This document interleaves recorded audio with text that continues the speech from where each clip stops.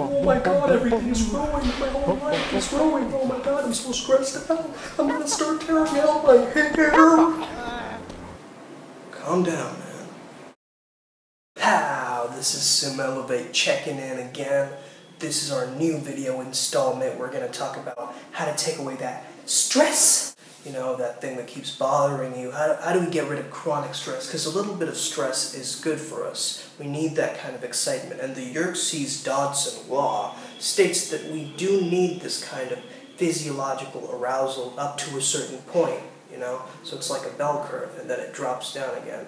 And that's when it's, you know, unhealthy. So let's say before a test you're stressed out, or before some kind of big event like a sports event or a performance that you have to give.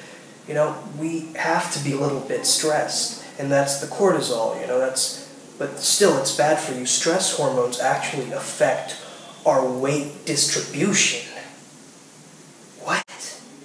So you're telling me that stress makes us fatter? That's exactly what I'm telling you, little high-pitched version of me. The second way to reduce stress, exercise. Work out for me, work out for me. Vitamin D, we need sunlight, you know, and vitamin C, that OJ, that juice, you know, I'm just gonna have success, and then everything else will pan out in my life, and, you know, I'll be stress-free forever. That's not exactly how it works. Why do you think so many celebrities go into, why do you think Britney Spears shaved her head off? Or why do you think Lil Wayne drinks his scissor every now and then? And why do you think so many rappers, and performers and people, you know, why do they resort to drugs? Because of the stress, you know. We've heard it all before, the same stress advice. It's like, breathe, you know, breathe, exercise, and drink water. But that is good advice, you know, so take that advice. Drink water, man. Drink lots of it. Parents nowadays tell us, hard work can solve everything. But that's not really today. In this generation, we need to have an importance of authenticity and originality. You know, we need to embrace our individual selves more. In this day and age, society has a way of making these multitasking, productivity workaholics and praised as gods, you know. But we never seem to immortalize or praise the mellowed out individuals, and they always get perceived as lazy or like they aren't motivated enough. But it is in fact the calm, relaxed, and composed individuals that get the most out of life. They're the more fortunate people, and they get more luck in their lives. They're more happier. So basically just meditate, man. Just breathe deeply and take the focus out of your mind, that mind chatter, all that. Just stop it and put more of a focus into your senses, into your body, to be more grounded and centered in yourself, you know. That should make you feel less tense already. Talk to people, you know, get a perspective, fresh perspective of things, and keep it strong. Laughing reduces cortisol levels, and it releases endorphins, so it can easily improve your outlook on things that you were previously stressing about. Even after your laugh is gone, that's still there. Funny enough, inflating a balloon forces you to deep breathe, right? You know? So remind yourself to blow one up whenever you feel stressed.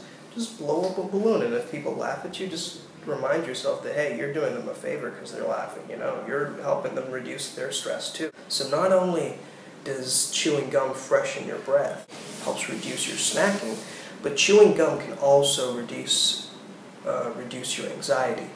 There's the study by Scully that participants who regularly chewed gum demonstrated lower levels of anxiety, and they had an increased alertness, and they could multitask more, so that reduced their overall stress levels. Things like oatmeal, you know, that can also help boost your serotonin levels. But what I'm basically just trying to say is that you don't need that much stress in your life. Just realize where it's going wrong, and I believe that every single problem has an answer if you're just willing to work for it.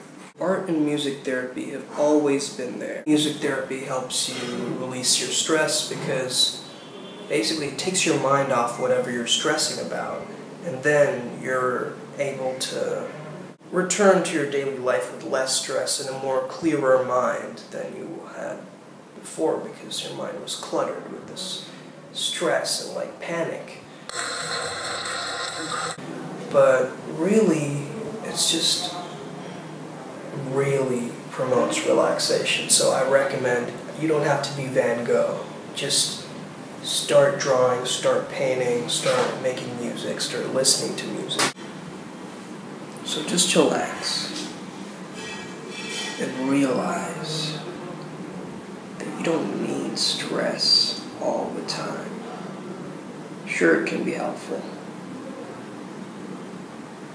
but not always.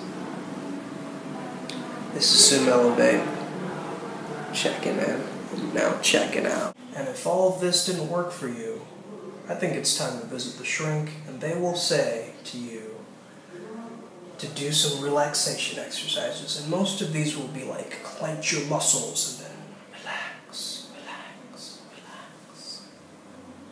So, just relax, man. Step your life game up. Stress-free. Drink that water. In a 2008 study by Andrew Scully, who's a PhD. Andrew Scully, PhD, to sort of,